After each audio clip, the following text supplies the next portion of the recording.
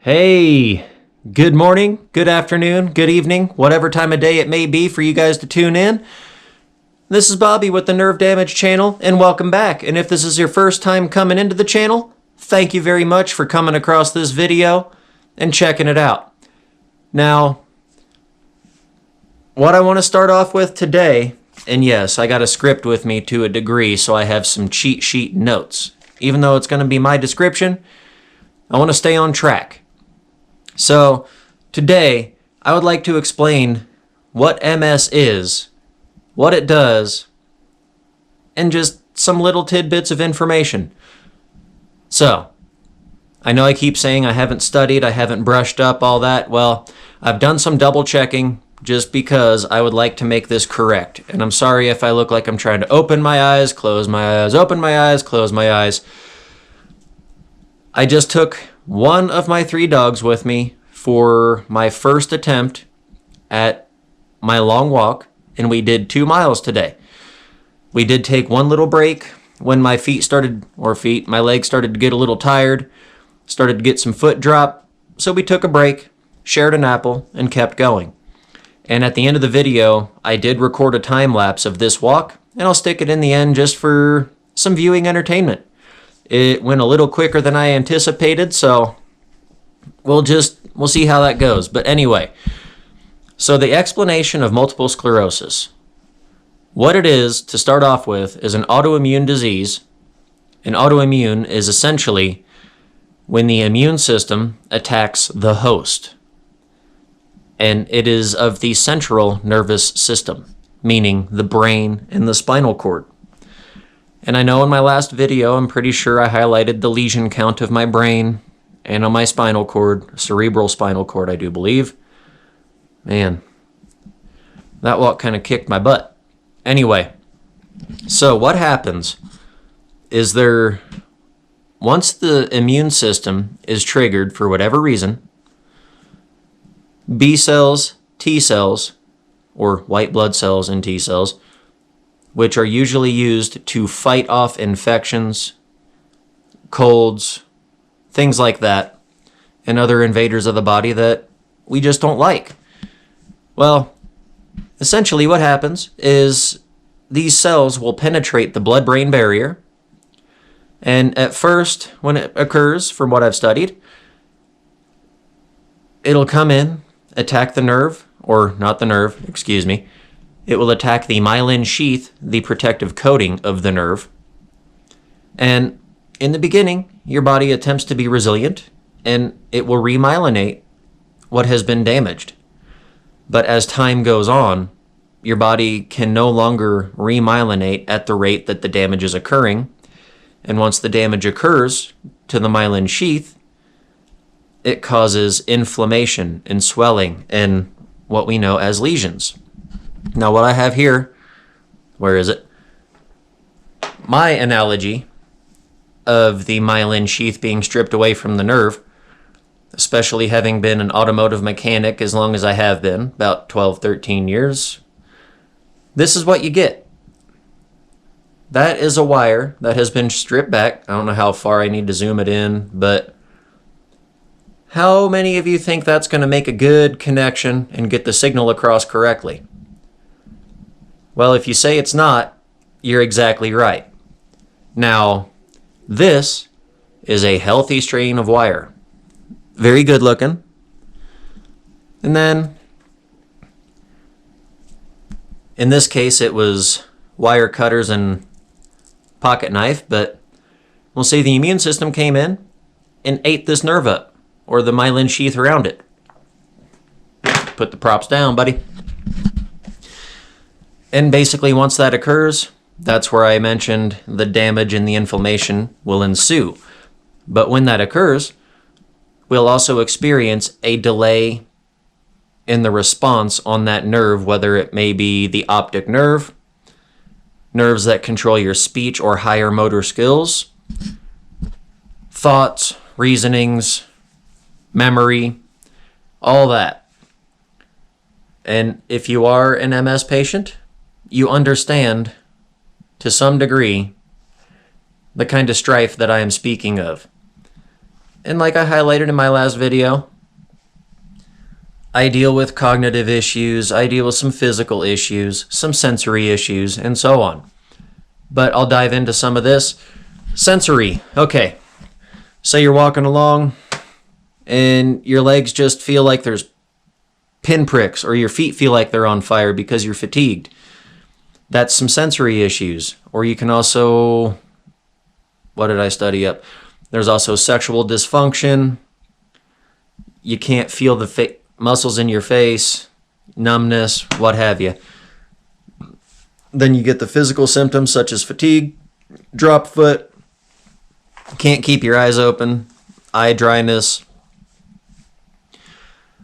and dropsies. You're dropping stuff all the time, and so on.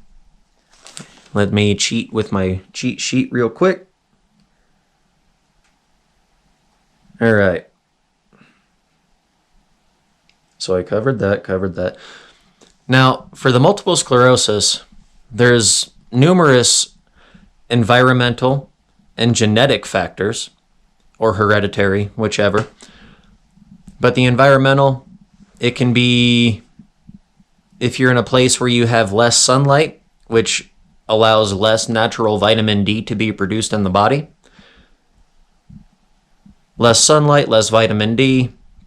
I don't remember the correlation there, but it can create some of these issues. Other things such as poor diet, lots of preservatives, lots of sodium, lots of dairy. One thing I've learned, when you eat dairy, it will mimic the myelin sheath that is targeted by the immune system. And the more you eat of the dairy, cheese, milk, yogurt, what have you, and my gracious, it is so hard to get rid of cheese. It really is. I mean, 9 years deep, I still go for it every now and then, even though I know better.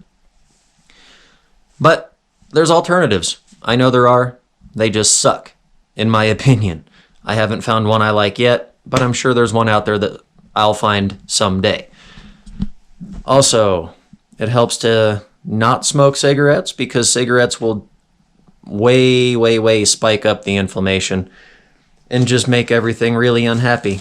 And having been a cigarette smoker that has been struggling for quite a bit of this course of my MS journey, I can totally feel the difference. Like right now, I'm going on 3 weeks not smoking cigarettes, and it feels amazing. And I know if I were to cave and have one right now, I would be slowed down, just feeling like crap, not really doing good. But we're not there because I'm not smoking cigarettes. So, another thing I would like to mention, we're going to go over the different types of MS that are out there. The most common form is relapsing remitting, and that is where you'll have a relapse, you'll have the attack, and then you get back into remission, and you're doing great for months, weeks, months, possibly even years. And then bam, you have another relapse, more lesions form, activity ensues, and it just keeps on progressively going up. And then you've got primary progressive, and I'm not going in any major order. I know I should, but I'm not. But primary progressive is a very aggressive form where basically it's just a constant uptick. Attacks, disability, attacks, disability, attacks, disability, constantly increasing as time goes on. Now, secondary progressive, as I understand it, is essentially you start off with relapsing remitting, and then the relapses become more aggressive and consistent, and then eventually the relapse stops and you are on a progressive plane as primary progressive, and it becomes aggressive just the same. I know that sounded very repetitive, did it not? And then primary relapsing multiple sclerosis is constant superimposed attacks. So you're on the elevator, the escalator, you're living it up, and it don't come down. I hope I don't get copyrighted for that. That just came to mind. Great song. Anyway, that's some of my breakdown on MS and what it is, the different versions of it. And I can say right now, after that 2-mile walk that I spoke of, now granted, it felt great to get out there, and I would like to encourage everybody, if you can do it, and I thought it was a complete joke for years when my neurologist would tell me this, to exercise within the most of my ability. Not burn myself down to the ground, so to speak, but to keep on going and then take the break. I always thought, well, I work a full-time job in the shop. I'm running all over the place. I'll be fine. I don't need to exercise more. And then I got what I called lazy. And what I was doing is I was letting the fatigue win. And yes, the fatigue and the pain that came from it was assisted for some time by medical marijuana. And I also finally came to the realization smoking it, like the doctor has told me, is not good. It is not good for your lungs. And if you get too deep into it, you end up avoiding or ignoring your issues and just getting stoned instead of actually medicating. So if you're headed down that path, please stop and reevaluate the direction you are headed right now. I'm not telling you what to do. I'm just giving you some suggestions from my point of view here. I mean, yeah, it's okay to have something to kick back a little bit, but it can be very detrimental to our cognitive function. And I have learned this the hard way. And my cognition has declined majorly.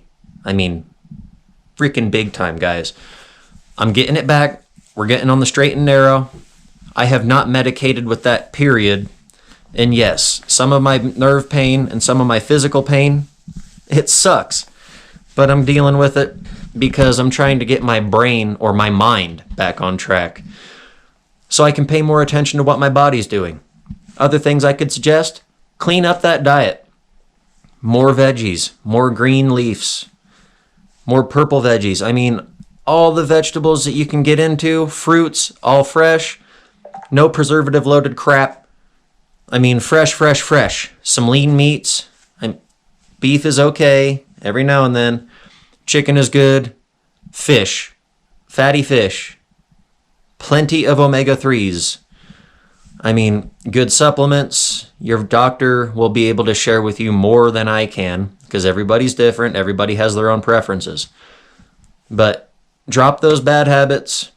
Kick those cigarettes to the curb.